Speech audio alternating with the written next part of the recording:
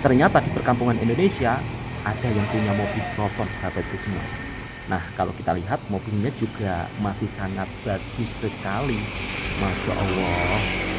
Ini salah satu mobil buatan dari Piro di Malaysia. salapan.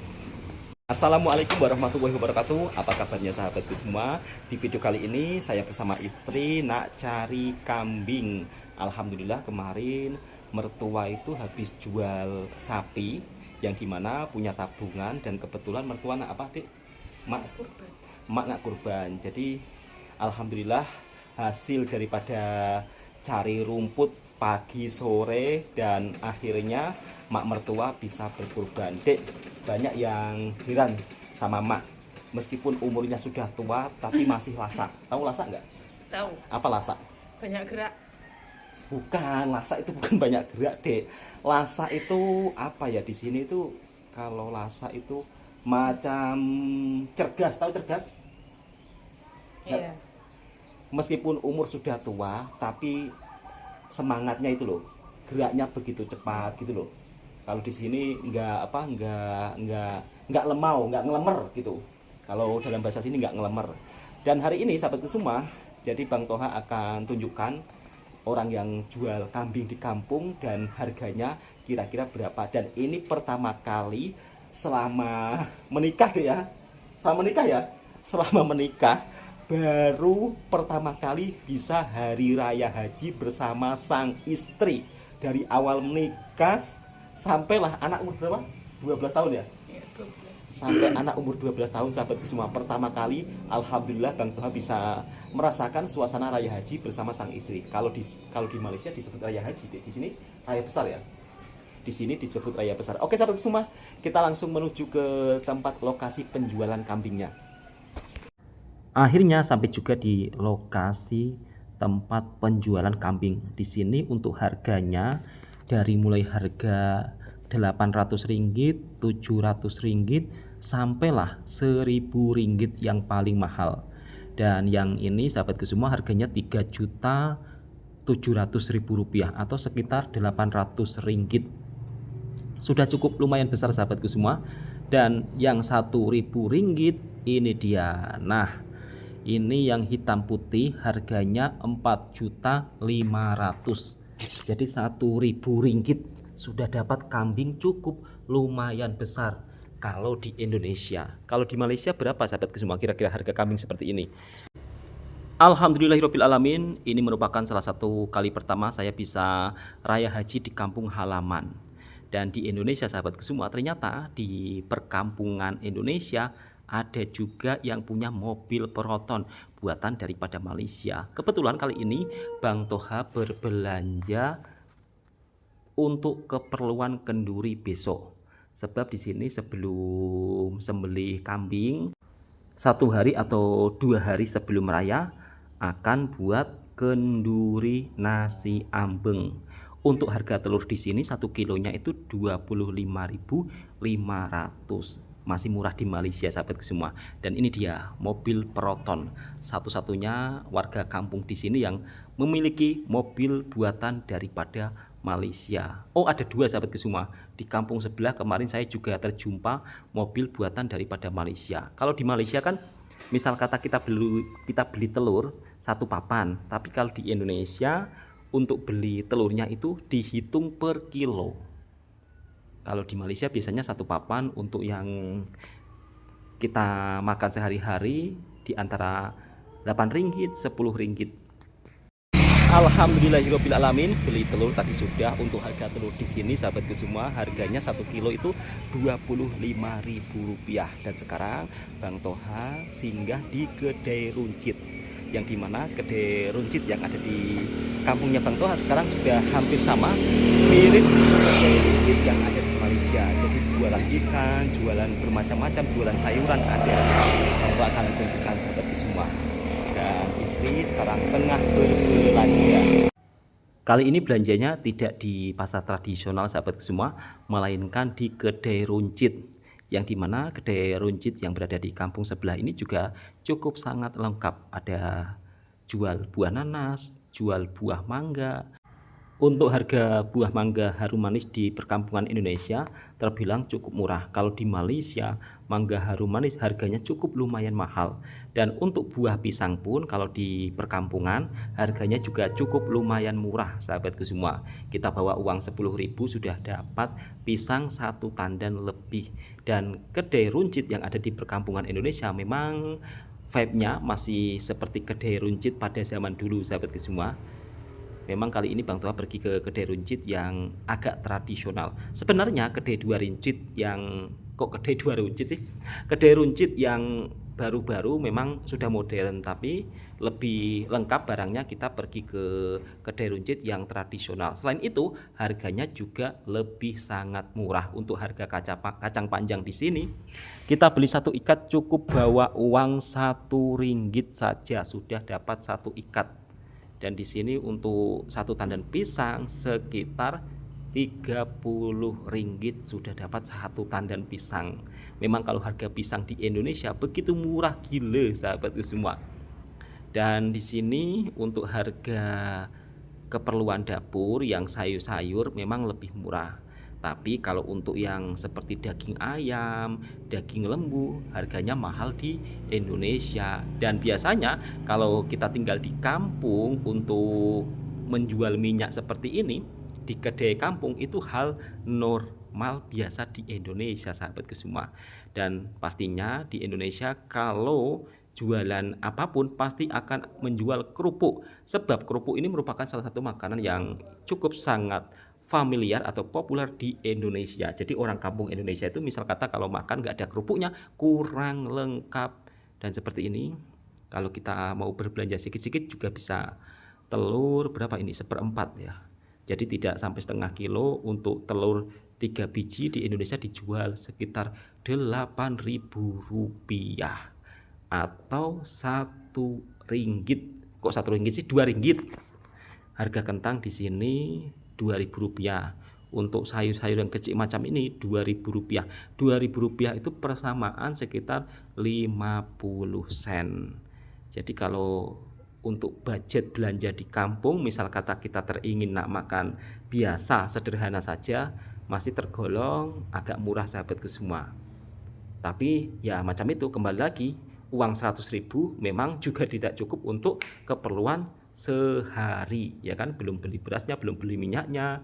Dan alhamdulillah kali ini perbelanjaan hari ini total sekitar Rp175.000 atau sekitar berapa ya kalau Rp175.000 ya sekitar 40 ringgitan, sahabatku semua. Tapi untuk hari ini istri belum beli beras. Jadi Rp40 dapat telur 3 kg dengan tadi belanja keperluan untuk kenduri besok. Sebab kita kenduri kecil-kecilan, sahabatku semua, sebelum potong kambing. Alhamdulillah tahun ini mertuanya Bang Toha tengah potong kambing.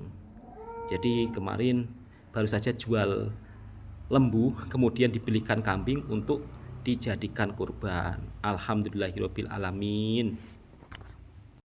Alhamdulillahirrahmanirrahim, tahun ini menjadi salah satu tahun yang begitu amat sangat berharga bagi saya, sahabatku semua, yang dimana sekian lama merantau terus di Malaysia. Saat raya tidak pernah pulang, bahkan raya haji dari anak saya mulai lahir ya hingga anak saya umur 12 tahun tidak pernah raya haji di kampung. Jadi kebanyakan raya hajinya itu di Malaysia terus.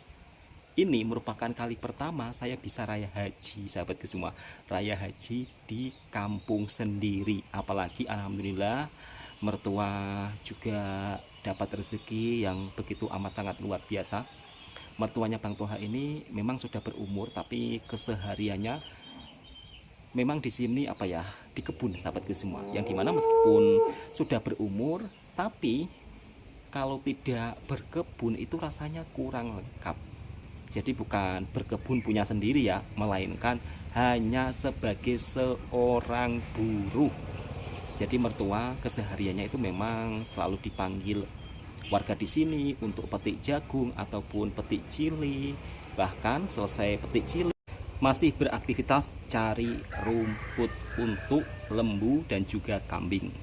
Jadi itu bukan hanya mak mertua saja yang melakukan aktivitas seperti itu. Kalau hidup di kampung, hampir semuanya rata-rata kalau kehidupan di kampung meskipun sudah berumur tapi tetap beraktivitas di kebun, karena itu merupakan ya sudah menjadi keseharian di sini sahabatku semua. Kalau di Malaysia kan tidak ada makcik-makcik yang cari rumput ataupun beraktivitas di kebun.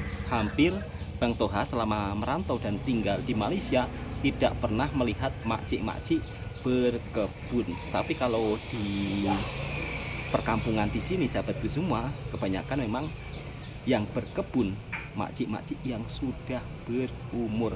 Tapi tak tahu ya kalau di daerah Malaysia yang lain, mungkin kalau ada makcik-makcik yang berkebun, kalau di daerah lain saya nggak tahu. Tapi kalau selama saya tinggal dan merantau di Johor, hampir tidak pernah melihat makcik-makcik di Malaysia berkebun. Rata-rata kebanyakan kalau di perkebunan Malaysia sahabatku semua, biasanya ada dikerjakan tenaga asing atau kadang-kadang warga lokal sendiri, biasanya yang masih muda-muda lah, yang belum berumur sangat. Tapi kalau petani di sini rata-rata di umur 50 ke atas, 60 ke atas, dan kebanyakan yang muda merantau ataupun cari pekerjaan lain. Sebab menjadi petani di sini itu beda dengan di Malaysia sahabatku semua.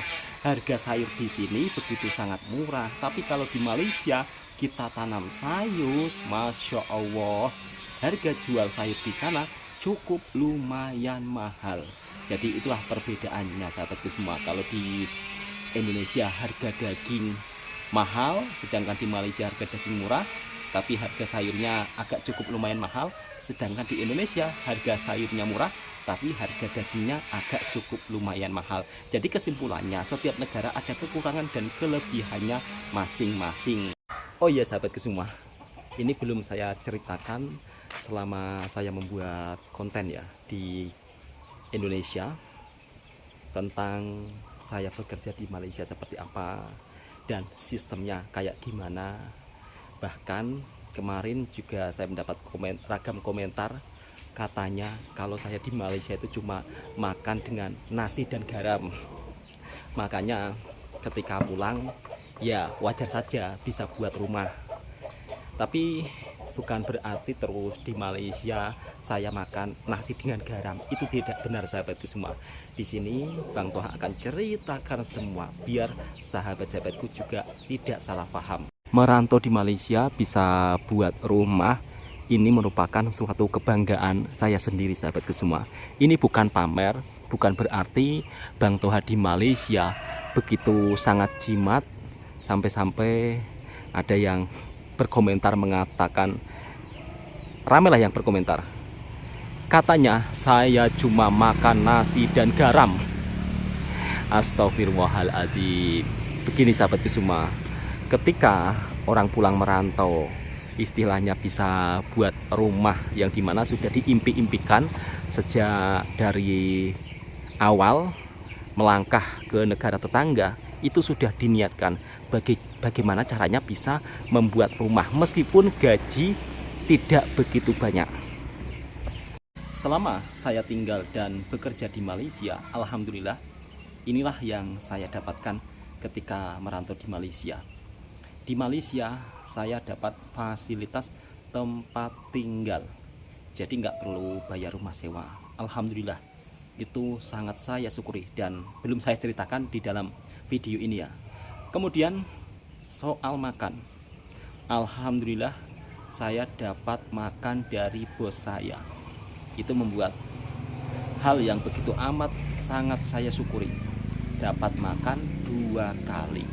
Selebihnya kalau lapar ya makan sendiri atau masak sendiri. Jadi kalau di Malaysia cuma makan nasi dan garam, itu tidak benar sahabatku semua.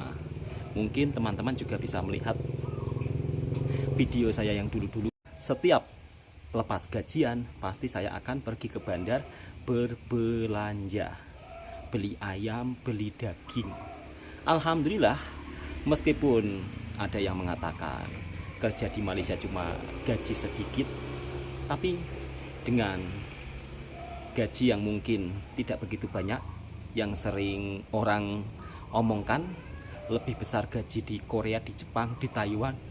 Alhamdulillah, setidaknya menjadi berkah tersendiri bagi kehidupan saya. Nyatanya saya mampu bangun rumah untuk anak dan istri saya, meskipun perlu proses yang dimana tidak singkat, sangat cukup lama. Bab soal rumah tempat tinggal, alhamdulillah difasilitasi, makan dapat. Kemudian soal sambung permit, alhamdulillah saya punya majikan begitu sangat baik, jadi semuanya serba ditanggung.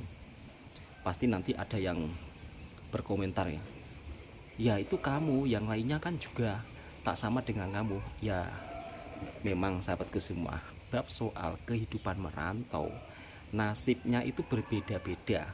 Jadi kalau disamakan dengan saya juga tidak akan mungkin sama. Jadi bab soal tentang saya kadang-kadang buat video rumah, bukan berarti saya tunjuk-tunjuk atau saya sombong atau saya pamer sahabatku semua, enggak. Ya cuma sekedar untuk memberikan motivasi supaya teman-teman yang mungkin masih merantau di sana tetap semangat, kumpul duit, insya Allah nanti kalau sudah di kampung ya kan, sedikit demi sedikit pasti bisa kok. Beli tanah ya kan, beli tanah dulu, nanti bangun tapak dulu, nanti ikat batu dulu, lama kelamaan pasti rumahnya jadi. Dan biasanya kebiasaan orang Indonesia kalau merantau di Malaysia, rata-rata mereka ingin punya rumah sendiri. Alhamdulillah, dengan hasil merantau dari Malaysia, yang dimana saya punya bos yang begitu sangat baik dan mendapat fasilitas yang begitu sangat layak, dapat makan juga, itu merupakan suatu rezeki yang Masya Allah, tidak semua orang bisa mendapatkan seperti itu sahabatku semua. Jadi saya selama di Malaysia semuanya ditanggung bos saya, dari mulai tempat tinggal dan juga makan dapat 2 kali. Jadi terpaksa saya ceritakan semuanya biar tidak menjadi salah paham ya kan, karena beberapa hari yang lalu banyak komentar, pantasan saja kamu di Malaysia cuma makan nasi dan garam, terus kalau pulang ke Indonesia muji-muji Malaysia, dasar pengkhianat, dasar apa ya, penjilat. Dihina-hina saya juga diam, dimaki-maki saya juga diam, direndah-rendahkan saya juga diam. Tetapi kali ini saya akan lawan. Enggak sahabat gurau-gurau, meskipun direndahkan, dimaki-maki, difitnah, ya bagi saya terserah apa kata mereka. Yang penting apa yang saya sampaikan itu merupakan pengalaman saya selama saya tinggal dan merantau di Malaysia, dan itu fakta. Jadi saya akan tetap menyampaikan kebenaran. Terserah kalian mau menganggap saya apa, mau menganggap penjilatkah, pengkhianatkah, terserah. Selama saya belasan tahun di Malaysia, yang saya dapatkan, yang saya rasakan, ini pengalaman pribadi saya, alhamdulillah warganya menjunjung attitude, menjaga adab, menjaga kesopanan. Itu yang saya rasakan, itu yang saya dapatkan. Selagi kita menjaga attitude, menjaga kesopanan, menjaga adab, menaati peraturan yang berlaku di sana, ya alhamdulillah warga di sana itu welcome, ramah tamah.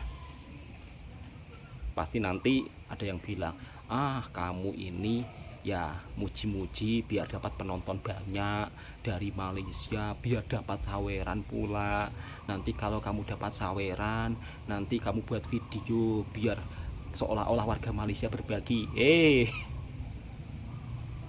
Enggak seperti itu sahabatku semua, enggak seperti itu yang kalian pikirkan tentang warga Malaysia. Warga Malaysia kalau berbagi itu hal biasa, berbagi makanan, minuman itu hal biasa, dan hampir setiap hari Jumat saya selalu menjumpai kedai-kedai makan percuma, ya kan, makan percuma, kadang-kadang minuman percuma. Dan di sana warganya itu kalau ada yang percuma atau gratis, kalau di Indonesia itu nggak langsung datang berebut-rebut, enggak. Warga Malaysia itu mempunyai sikap kesadaran yang sangat tinggi. Jadi selagi itu bukan hak dia nggak akan, loh istri saya, dia nggak akan istilahnya apa ya, mengambil hak tersebut. Itu yang saya salut dan saya kagum. Dan satu hal lagi sahabatku semua, kalau kita kagum dengan benda-benda positif itu juga nggak ada masalah dan perlu kita contohi, begitu loh. Dan satu hal lagi di Malaysia yang saya salut kagum lagi, warganya begitu menaati peraturan yang berlaku. Dari mulai tidak membuang sampah sembarangan, tapi di sana pemerintahnya juga memberikan solusi, bukan asal-asalan sahabatku semua. Oke, saya kira videonya cukup sampai di sini. Jadi sudah saya ceritakan semua biar nggak salah paham. Terserah nanti kalau ada yang berkomentar, ada yang ramai yang tiba-tiba datang, ya kan, Bang, katanya kamu di sana cuma makan nasi dan garam, makanya pulang-pulang bisa buat rumah. Kalau hanya sekedar kerja di Malaysia, itu nggak ada uangnya. Ya terserah lah. Yang penting alhamdulillah saya merantau dari Malaysia ada hasil. Dan ini memang fakta dan benar. Saya menyampaikan kebenaran yang selama ini, ya faktanya seperti itu. Assalamualaikum warahmatullahi wabarakatuh.